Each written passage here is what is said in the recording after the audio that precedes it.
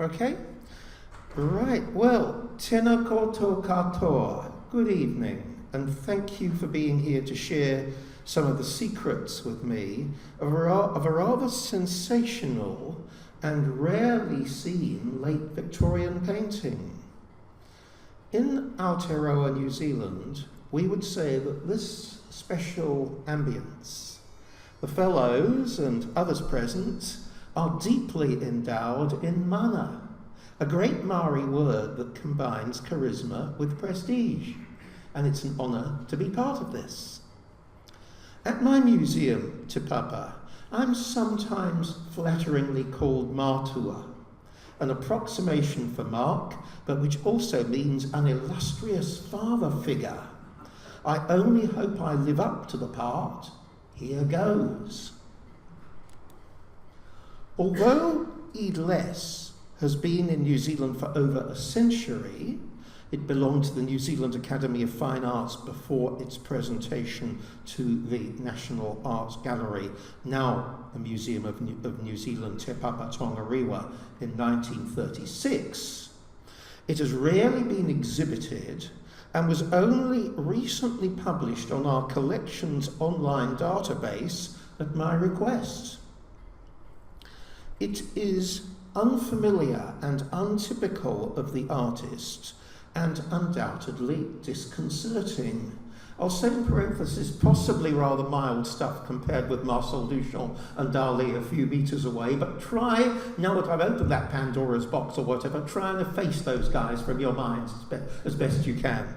Back to the point. Unfamiliar, untypical, undoubtedly disconcerting. Indeed, it's tempting to call it a late Victorian time bomb. I wanted to include Idlesse in a book published just 2 weeks ago entitled 10 by 10, Art at Te Papa, published by Te Papa Press, where 10 of our curators, me included, chose 10 works from their respective portfolios to showcase. However, my colleagues, whom I like and respect, asked me if I could please exclude Idlesse. As there is no shortage of other good art that has perfectly good claim to be included, I didn't argue, though everybody knew my opinions. Indeed, this effective censorship only testifies, I believe, to the power of this painting and the uncomfortable topicality of the issues that it raises. It has got to be Adrian Lyne's or Paul Verhoeven's favourite Kennington. It goes to the parts that other Kenningtons don't reach. And it certainly takes us out of the comfort zone of sentimental late Victorian realism, discussed shortly. Idlesse in storage still startles people when it's pulled out from the racks, probably far more so than when first exposed to the public at the Royal Academy Summer Exhibition of 1887. A plausible response to it today, and I've seen this happen, is spontaneous revulsion, followed by slightly embarrassed retraction and reflection. It's as if the viewer is saying to herself, this is a disturbing picture, very transgressive, exploitative really. It's nicely painted, but almost because of this, I don't want to look at it for long. I'm no prude, but weren't those Victorians creepy? This paper aims to modify such a presentist vision and indeed to locate the work in its historical and stylistic contexts, not only in regard to the aesthetic movement and the Victorian nude, but also in its possible relationships to Kennington's biographical experiences. Thomas Benjamin Kennington, 1856 to 1916, remains a largely overlooked late Victorian and Edwardian painter, denied the scholarly revisionism accorded to a fair number of his contemporaries. He had a more famous son, whom you see on the right, Eric Kennington, friend of Lawrence of Arabia, a major figure in the art of both world wars and indeed in early modern sculpture.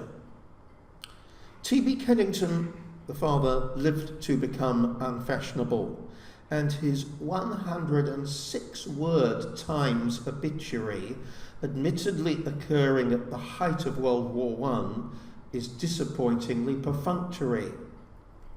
Yet, the Tate Gallery, the Walker Art Gallery Liverpool, the Manchester City Art Gallery, and other leading collections throughout the British world acquired his paintings. He exhibited annually at the Royal Academy from 1880 until his death, without having been elected to its membership.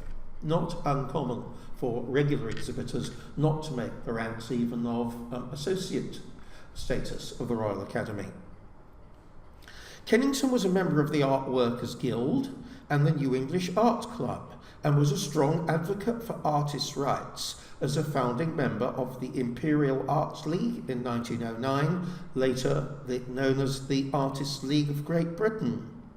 At the time of his death in 1916, he was Vice President of the Royal Institute of Oil Painters.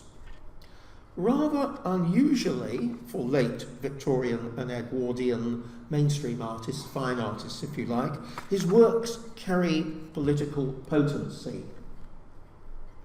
Free trade, I don't have a picture of the poster, but I've got the work on which it's based. It's based on an earlier drawing, The Battle for Life, was published by the Conservative Party and was ubiquitous in the two 1910 elections. And I found a tariff reform poster which is clearly derivative of the Kennington. Its message, calling for tariff reform to attack grinding poverty caused by doctrinaire free trade, market forces views, led it to be lambasted, though Kennington's magnificent artistic qualities were still admired by the rising Labour star Ramsay MacDonald as a cheap tactic exploiting the real misery of the unemployed. What's new?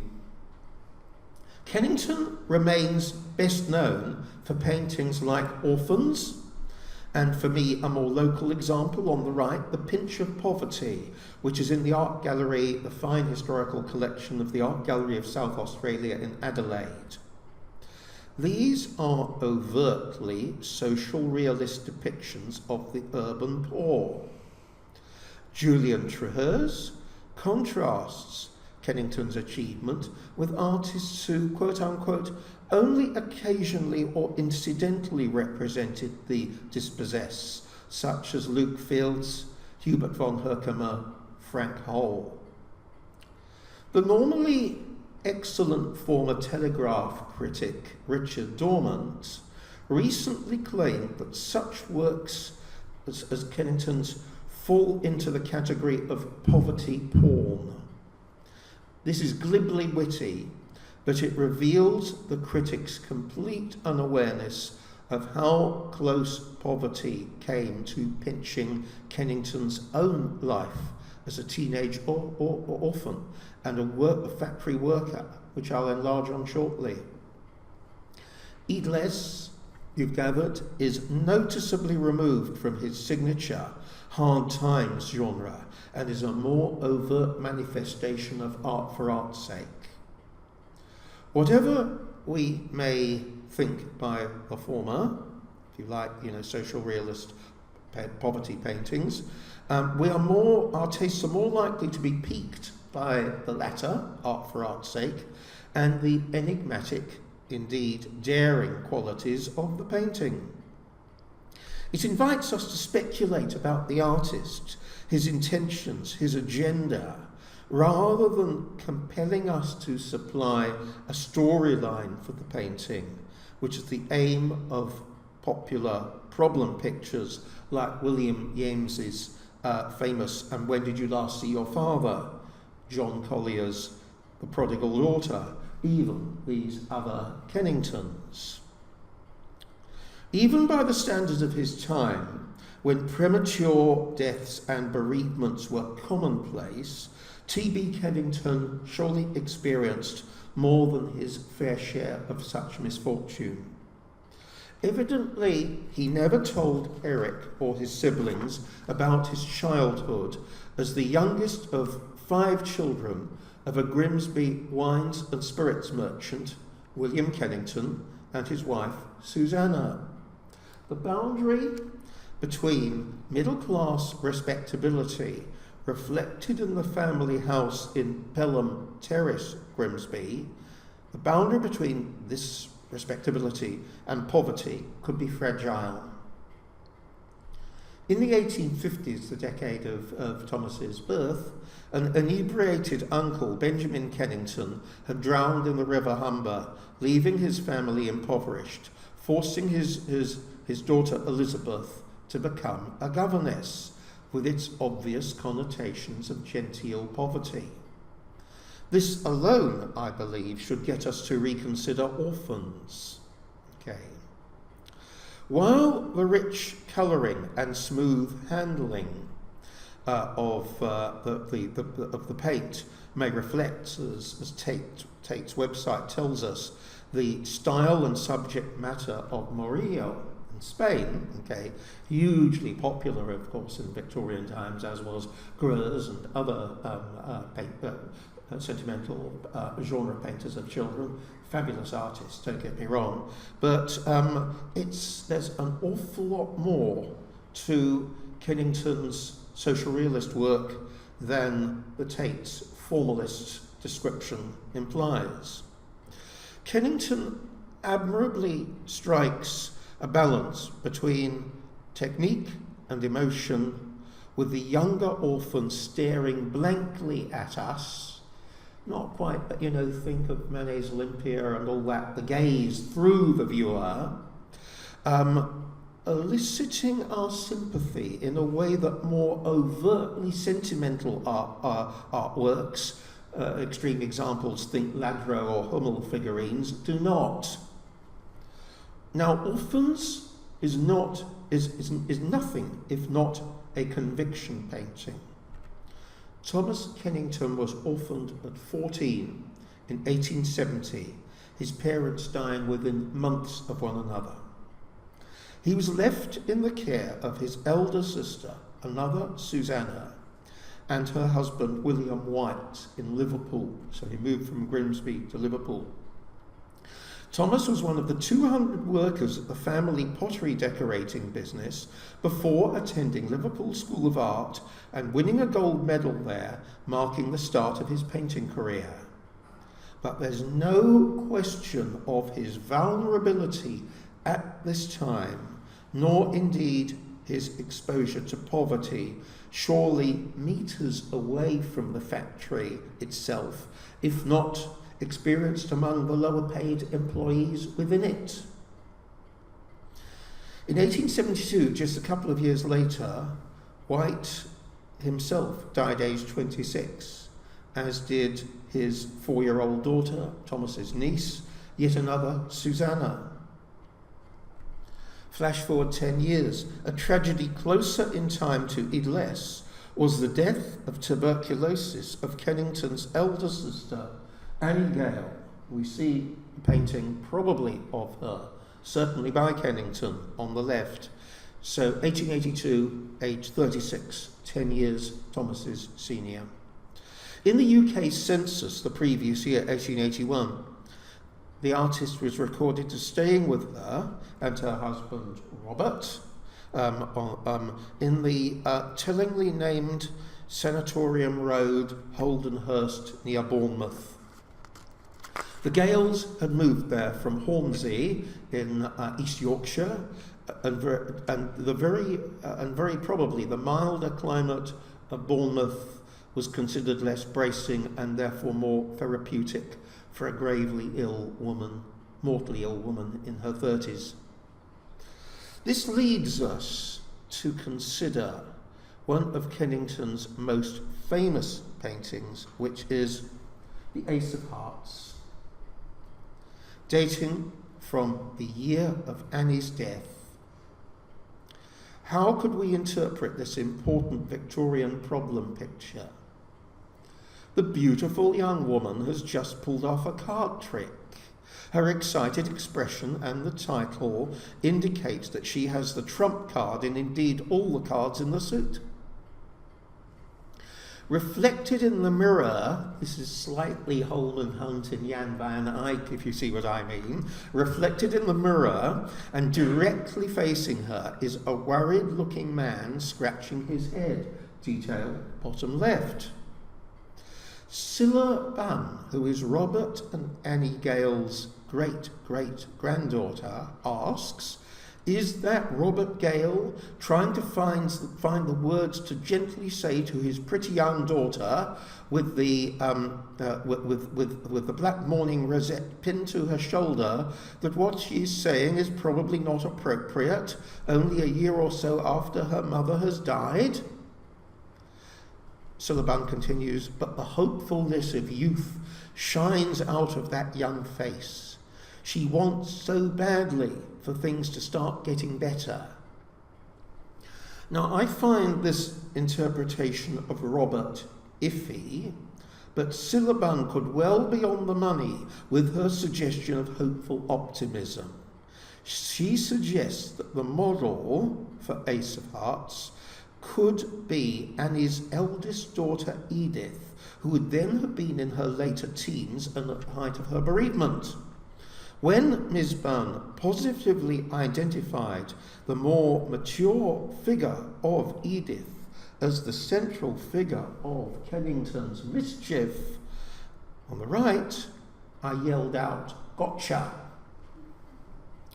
The following year, 1883, Kennington himself married Elise Nilla Lindahl Steveny, who's the daughter of the Swedish consul in Grimsby. At the time of Idlesse, 1887, they had a 2-year-old son and a 1-year-old daughter, siblings to Eric, who was born in 1888, the year after the painting.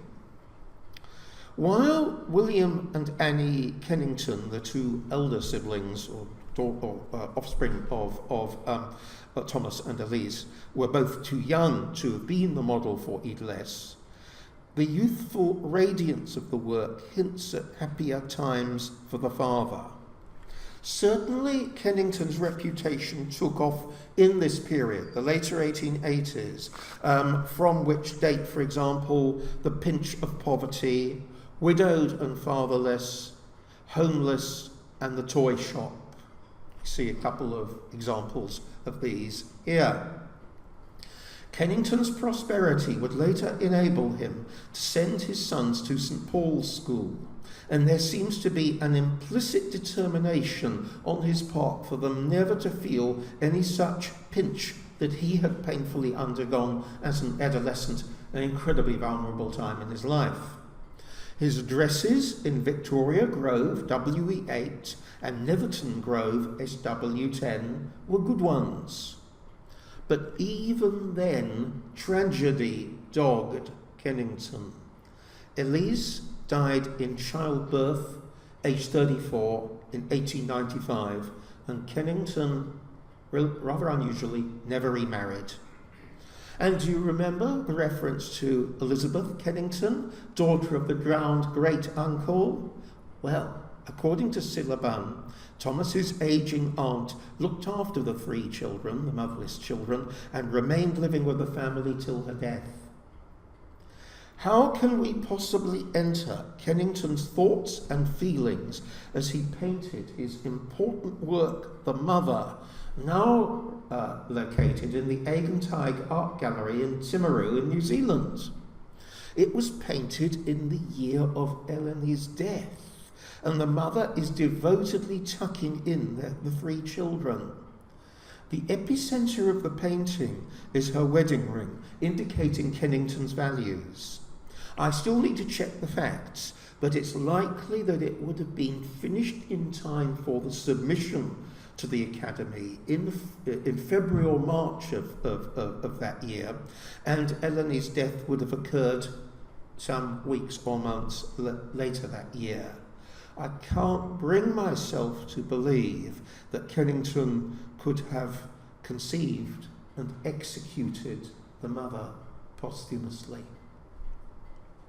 But let's return to the very different Idlesse.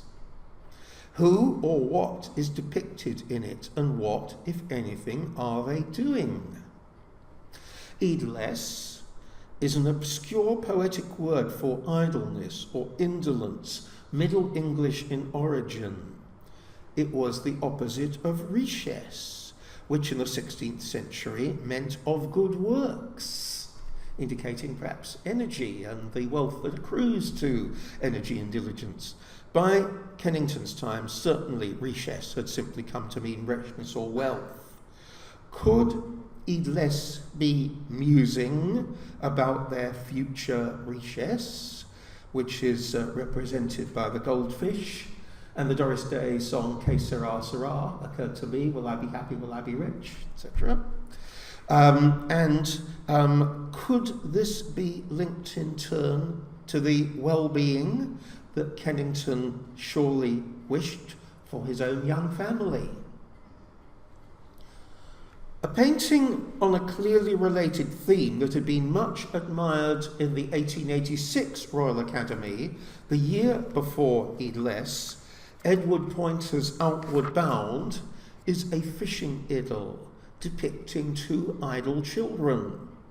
In the foreground sails a miniature boat with a walnut hull and a feather sail, evidence of their recent shipbuilding activities. One child, almost certainly a girl, as you can see on the right, wears a coral headband and is tying her golden scarf, which is both beautiful in itself and gold, a pointer, perhaps, no pun intended, to her future wealth. While Poynter was proud of his classical grounding with Charles Gleyre in France, he was by no means immune from the aestheticism that was now highly fashionable. Kennington, too, had benefited from a French academic training. Of course, he's a generation younger than Poynter, about 20 years younger than Poynter.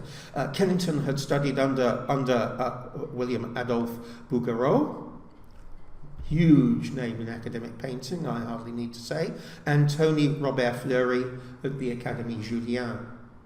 But being 20 years Poynter's junior, Kennington believed it necessary to stake his ground and produce a trendy riposte that took aesthetic subjectlessness to a higher threshold.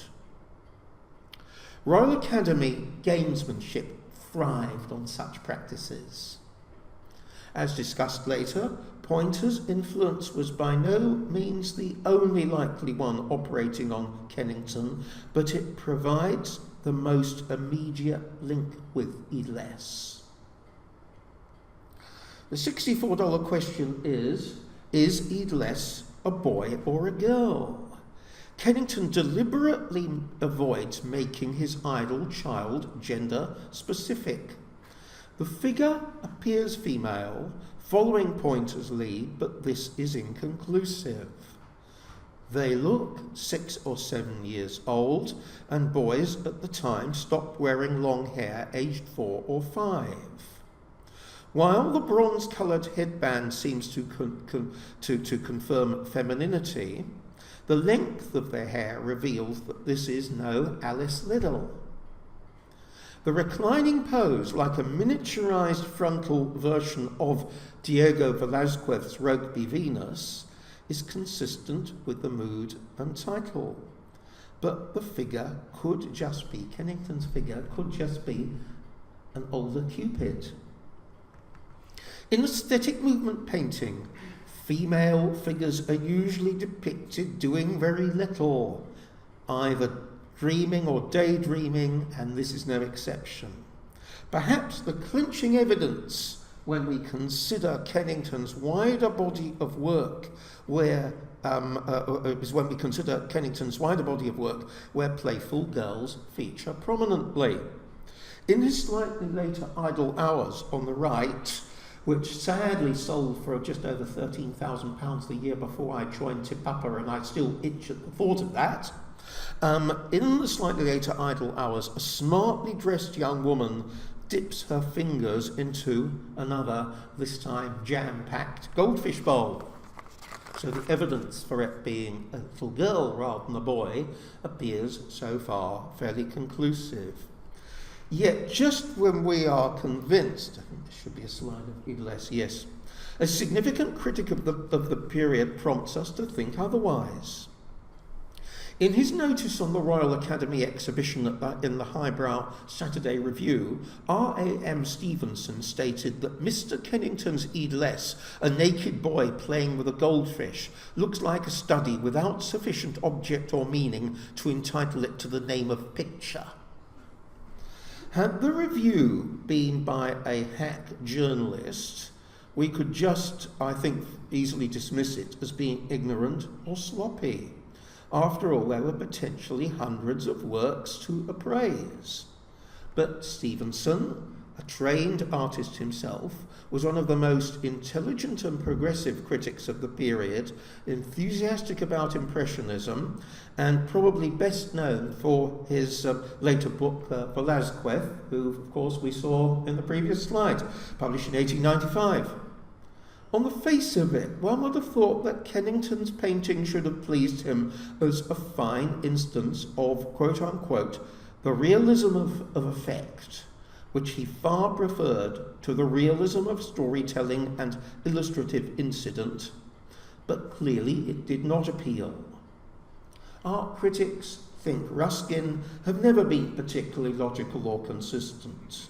So what is the answer to the question of Idlesse's gender?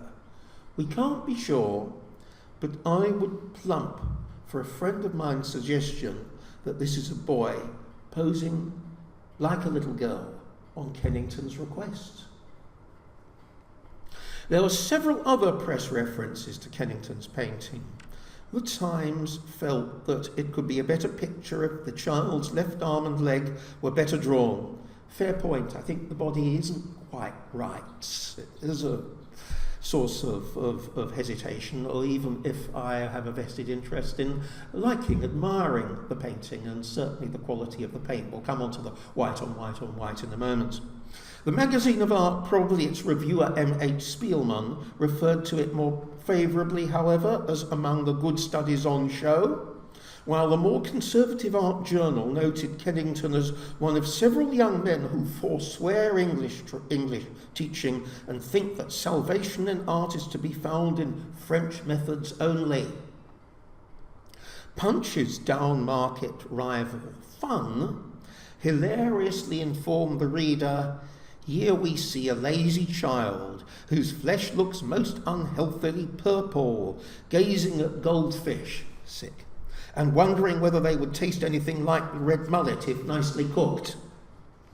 Was such ridicule painful for Kennington? Quite probably.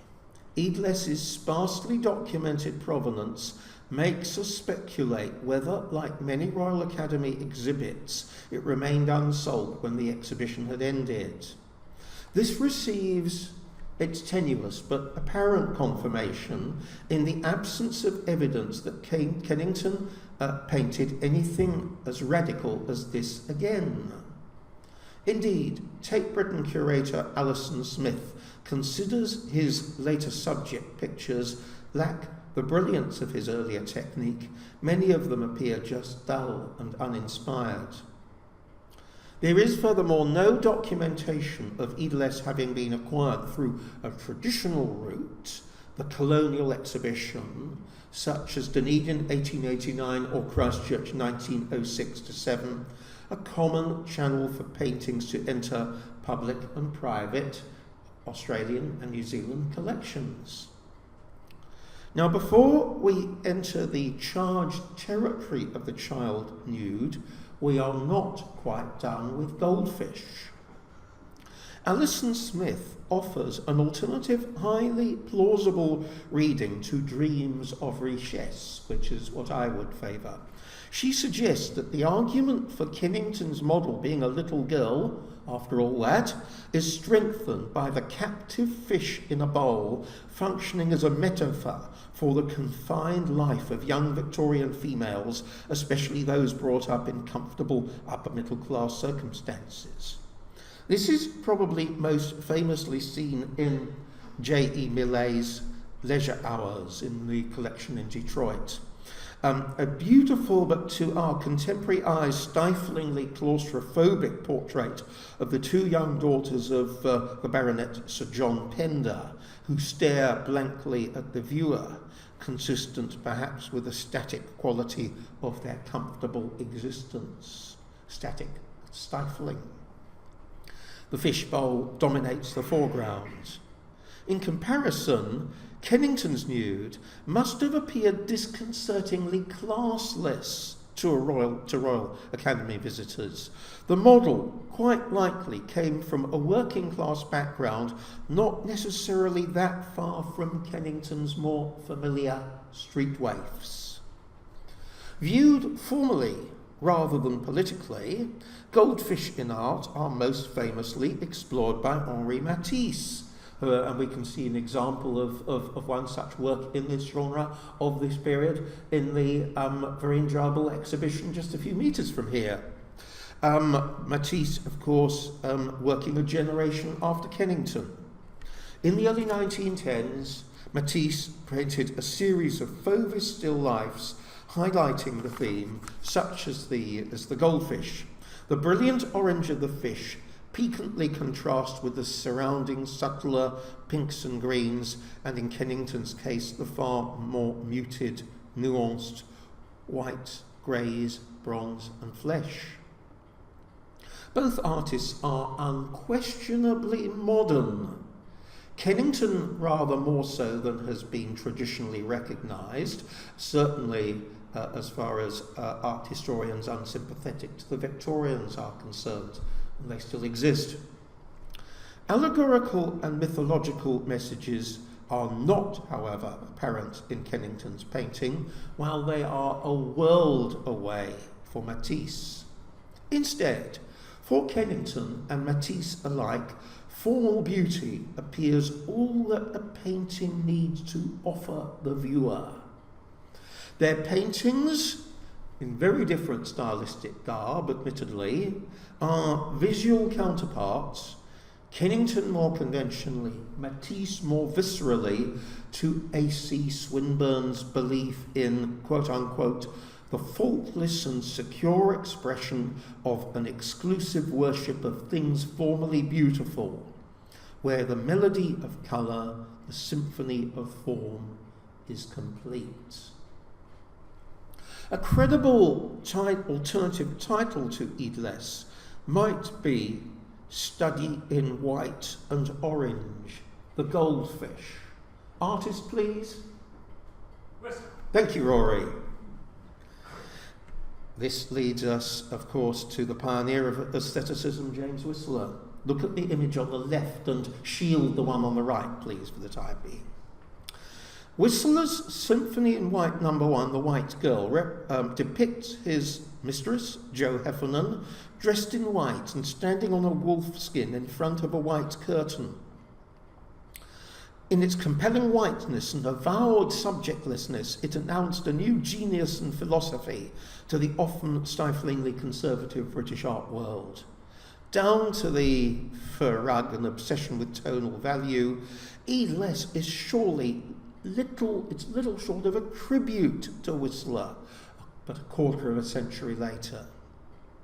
Although there's no documentation of Kennington's acquaintance with Whistler, Kennington was the first secretary of the progressively inclined New English Art Club, along with Sickert, I think, and Wilson Steer and various others. So first secretary between 1886 and 1888, precisely when the stroppy Anglo-American was exhibiting there and when Idlesse was painted. Another significant link is Kennington's contemporary and Whistler's protege, William Stott, sometimes known as Stott of Oldham, particularly his masterpiece Wildflower on the right.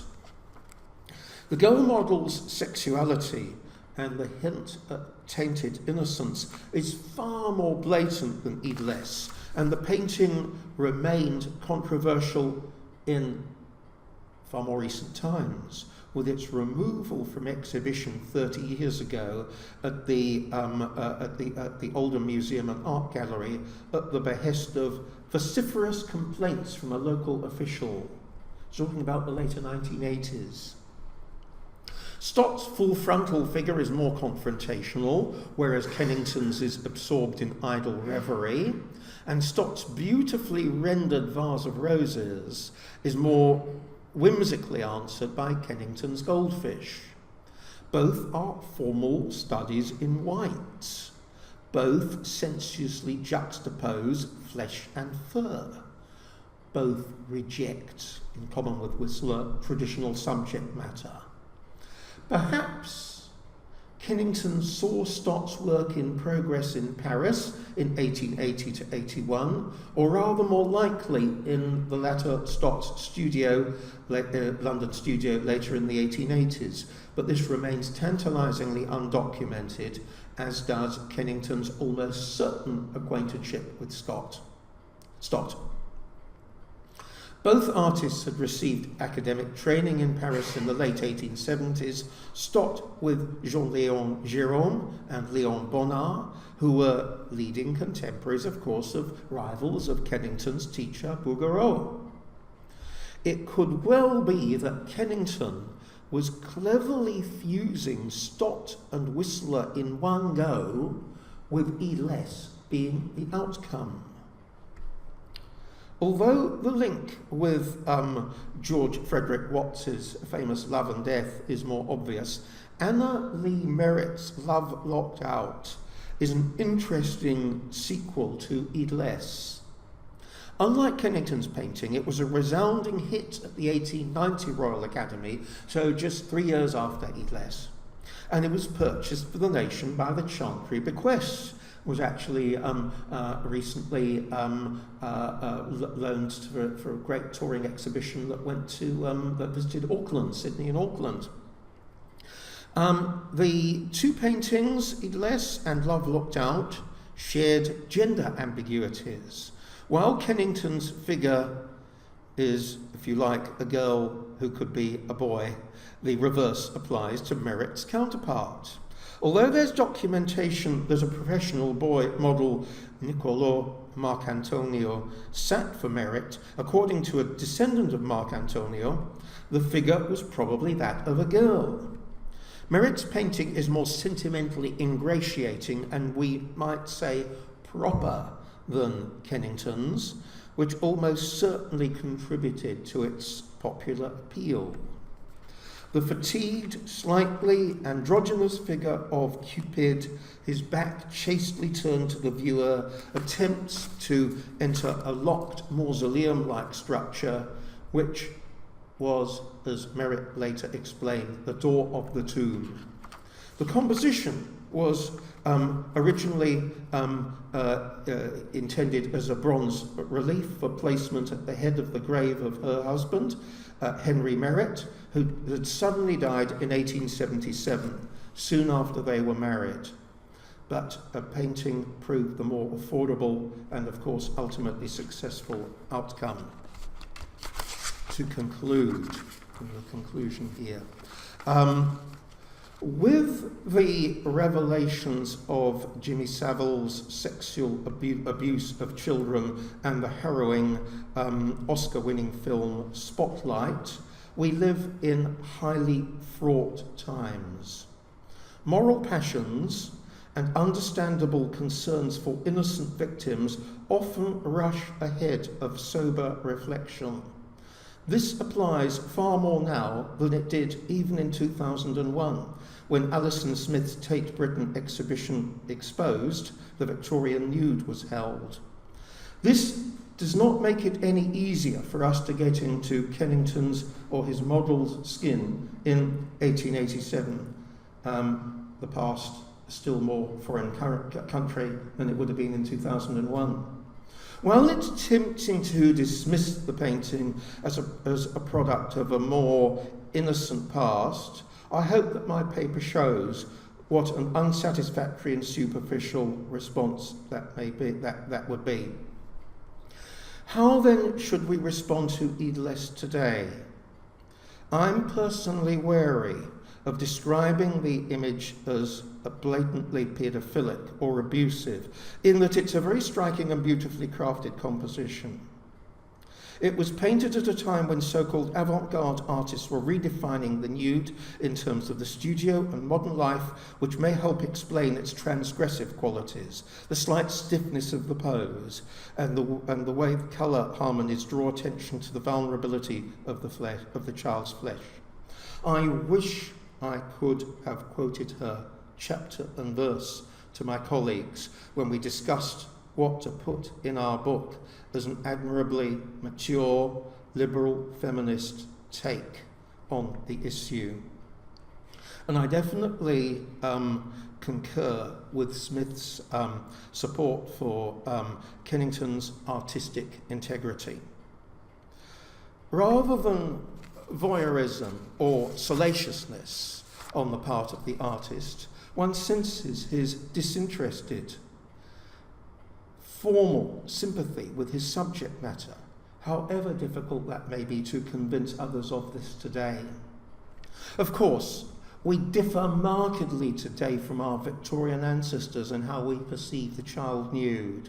In Kennington's time, such subjects were regarded as simple and natural, and were less subject to accusations of vulgarity or indeed obscenity than, to quote Smith, the exacting adult body. Such an attitude helps explain the acclaim for Love Locked Out. Put simply, child nudity was the least controversial dimension of the genre in the genre of the nude in the 19th century. Since then, we have stepped through the looking glass. The choice of term is deliberate. The famous or infamous portrait photographs of little girls by Lewis Carroll still cause even highly informed critics to be queasy, quote unquote, while one has said, while they touch upon the topic of his curious photographs, they tend to read not the pictures themselves or the situation of the girl of the period, but retrospectively the viewer imposes value judgments of their own time upon them. In Carroll's and in Kennington's era, children were not regarded as sexualized objects of desire, nor were they adults in bud. Instead, they were fenced off in a garden of unknowing, and that is why parents were content to let Carroll wander and browse. Likewise, the less eccentric and obsessive Kennington was evidently entrusted to paint the model, whoever he or she was, in his studio. Sigmund Freud's seminal 3 essays on the theory of sexuality, including one on infantile sexuality, first published in English in 1910, were over 20 years and a world away. Did Kennington did he say to the model, try and look like a little girl? Was he predominantly guided by Idlesse's significant precursors, Velázquez, Whistler, Stott, Pointer? Did he paint Idlesse in deliberate psychological and formalist independence of his harrowing family history? And does the painting succeed because of this? Whatever, the secret died with Kennington in 1916, just over a century ago. Thank you.